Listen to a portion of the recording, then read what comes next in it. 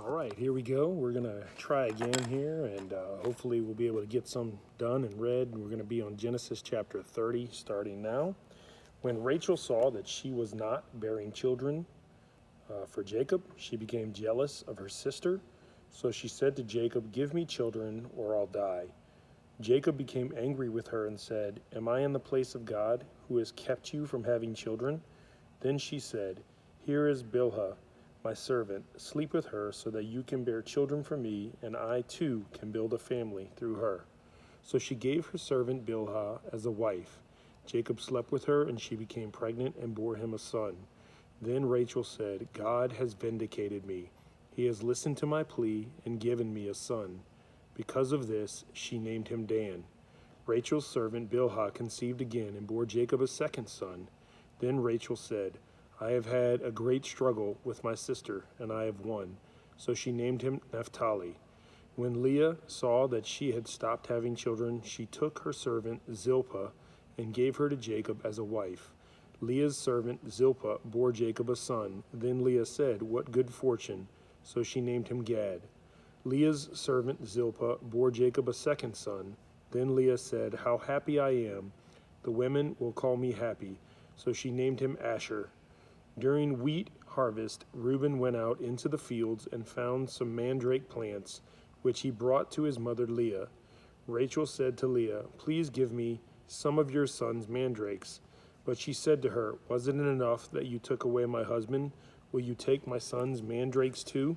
So we can see that there's a lot of tension between Leah and Rachel, and there's a lot of stuff going on where they're giving their maidservants to Jacob here, and so it's a big question of, are they really working within God's confines of what he desires? But we'll see that God can take all of this craziness and all of this mess and turn it into something great, and that he will continue to keep his promise to Abraham that many nations will come from him, kings and kingdoms will come from him. All right, so let's start with 15. But she said to her, "Wasn't it enough that you took away my husband? Will you take my son's mandrakes too?" "Very well," Rachel said. "He can sleep with you tonight in return for your son's mandrakes." So when Jacob came in from the fields that evening, Leah went out to meet him. "You must sleep with me," she said. "I have hired you with my son's mandrakes." So he slept with her that night. It's an interesting story there. God listened to Leah, and she became pregnant and bore Jacob a fifth son.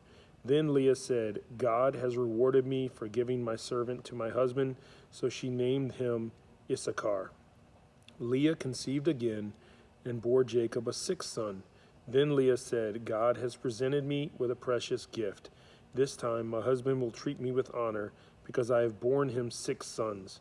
So she named him Zebulun. Some time later, she gave birth to a daughter and named her Dinah. Then God remembered Rachel. He listened to her and enabled her to conceive. She became pregnant and gave birth to a son and said, "God has taken away my disgrace." She named him Joseph and said, "May the Lord add to me another son." After Rachel gave birth to Joseph, Jacob said to Laban, "Send me on my way so I can go back to my own homeland. Give me my wives and children for whom I have served you, and I will be on my way.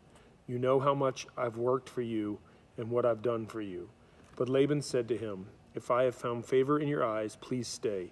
I have learned by divination that the Lord has blessed me because of you." He added, "Name your wages, and I will pay them." Jacob said to him, "You know how I have worked for you and how your livestock has fared under my care.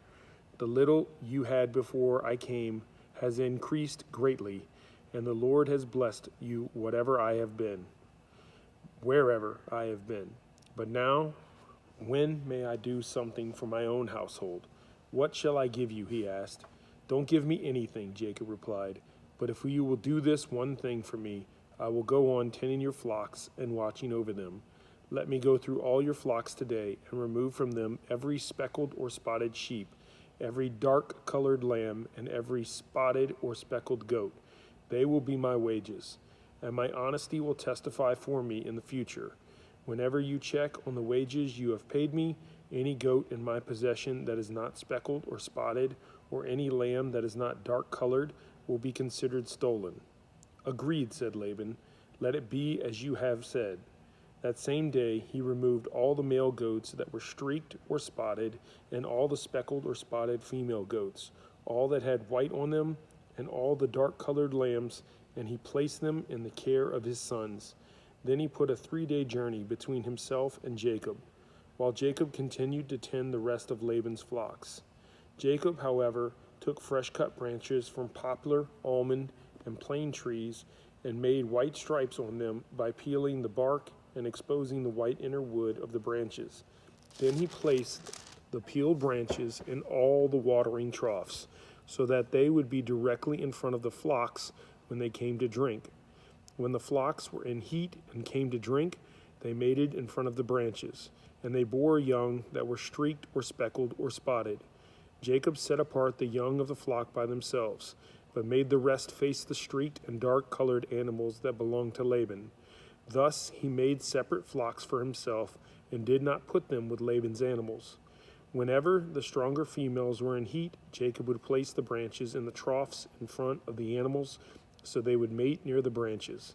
But if the animals were weak, he would not place them there. So the weak animals went to Laban, and the strong ones to Jacob.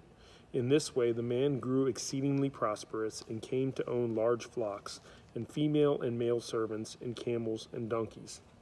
So we can see that Laban is the uncle of Jacob, but has not dealt very fairly with him throughout the years.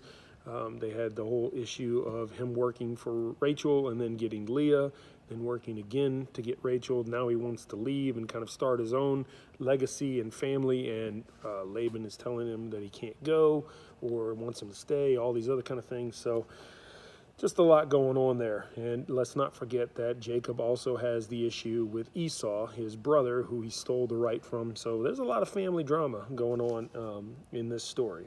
Chapter 31. Jacob heard that Laban's sons were saying, "Jacob has taken everything our father owned and has gained all this wealth from what belonged to our father." And Jacob noticed that Laban's attitude toward him was not what it had been. Then the Lord said to Jacob, "Go back to the land of your fathers and to your relatives, and I will be with you." So Jacob sent word to Rachel and Leah to come out to the fields where his flocks were. He said to them, "I see that your father's attitude toward me is not what it was before, but the God of my father has been with me. You know that I've worked for your father with all my strength, yet your father has cheated me by changing my wages 10 times. However, God has not allowed him to harm me. If he said, 'The speckled ones will be your wages,' then all the flocks gave birth to speckled young. And if he said, 'The streaked ones will be your wages,' then all the flocks bore streaked young." We're going to stop right here. And we're at 31 verse 8. And we will pick back up a little later. Actually, let's keep on reading. Verse 9, "So God has taken away your father's livestock and has given them to me. In breeding season, I once had a dream in which I looked up and saw that the male goats mating with a flock were streaked, speckled, or spotted. The angel of God said to me in the dream, 'Jacob.' I answered, 'Here I am.' And he said, 'Look up and see that all the male goats mating with the flock are streaked, speckled, or spotted. For I have seen all that Laban has been doing to you. I am the God of Bethel, where you anointed a pillar and where you made a vow to me. Now leave this land at once and go back to your native land.' Then Rachel and Leah replied, 'Do we still have any share in the inheritance of our father's estate? Does he not regard us as foreigners? Not only has he sold us, but he has used up what was paid for us. Surely all the wealth that God has taken away from our father belongs to us and our children. So do whatever God has told you.' Then Jacob put his children and his wives on camels, and he drove all his livestock ahead of him, along with all the goods he had accumulated in Padan Aram, to go to his father Isaac in the land of Canaan. When Laban had gone to shear his sheep, Rachel stole her father's household gods. Moreover, Jacob deceived Laban the Aramean by not telling him he was running away. So he fled with all he had, crossed the Euphrates River, and headed for the hill country of Gilead. On the 3rd day, Laban was told that Jacob had fled. Taking his relatives with him, he pursued Jacob for 7 days and caught up with him in the hill country of Gilead. Then God came to Laban the Aramean in a dream at night and said to him, "Be careful not to say anything to Jacob, either good or bad." Jacob had pitched his tent in the hill country of Gilead when Laban overtook him, and Laban and his relatives camped there too. Then Laban said to Jacob, "What have you done? You've deceived me, and you've carried off my daughters like captives in war. Why did you run off secretly and deceive me? Why didn't you tell me so I could send you away with joy and singing to the music of timbrels and harps? You didn't even let me kiss my grandchildren and my daughters goodbye. You have done a foolish thing. I have the power to harm you, but last night the God of your father said to me, 'Be careful not to say anything to Jacob, either good or bad.' Now you have gone off because you long to return to your father's household. But why did you steal my gods?" Jacob answered Laban, "I was afraid because I thought you would take your daughters away from me by force. But if you find anyone who has your gods, that person shall not live. In the presence of our relatives, see for yourself whether there is anything of yours here with me, and if so, take it." Now Jacob did not know that Rachel had stolen the gods. So Laban went into Jacob's tent, and into Leah's tent, and into the tent of the 2 female servants, but he found nothing. After he came out of Leah's tent, he entered Rachel's tent. Now Rachel had taken the household gods and put them inside her camel's saddle, and was sitting on them. Laban searched through everything in the tent, but found nothing. Rachel said to her father, "Don't be angry, my lord, that I cannot stand up in your presence. I'm having my period, so he searched, but could not find the household gods. Jacob was angry and took Laban to task. "What is my crime?" he asked Laban. "How have I wronged you that you hunt me down? Now that you have searched through all my goods, what have you found that belongs to your household? Put it here in front of your relatives and mine, and let them judge between the 2 of us. I have been with you for 20 years now. Your sheep and goats have not miscarried, nor have I eaten rams from your flocks. I did not bring you animals torn by wild beasts. I bore the loss myself. And you demanded payment from me for whatever was stolen by day or night. This was my situation. The heat consumed me in the daytime and the cold at night, and sleep fled from my eyes. It was like this for the 20 years I was in your household. I worked for you 14 years for your 2 daughters and 6 years for your flocks, and you changed my wages 10 times.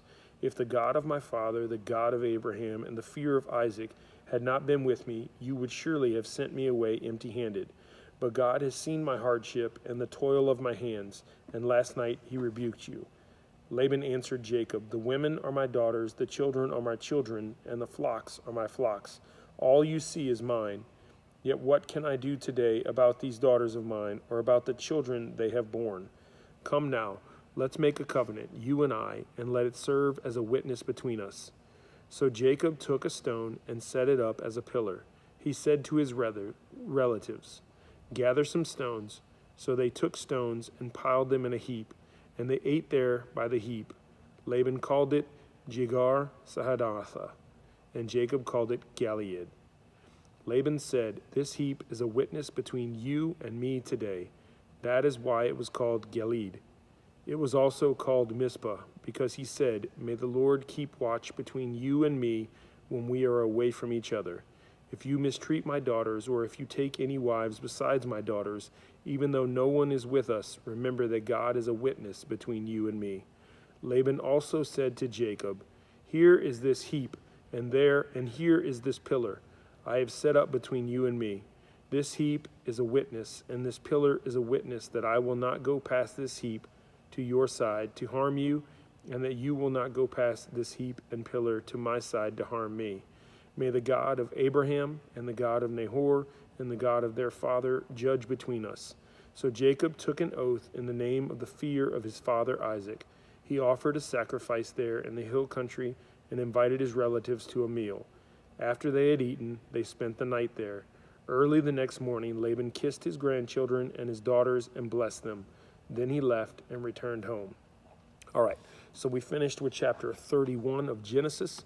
we're done for now, and we'll pick back up another time. Thanks for joining us, and if you're just following along, we're trying to read through the entire Bible in 90 days, and right now it's day 2, and we are just finishing Genesis chapter 31. You guys have a wonderful, blessed day, and we'll see you again next time.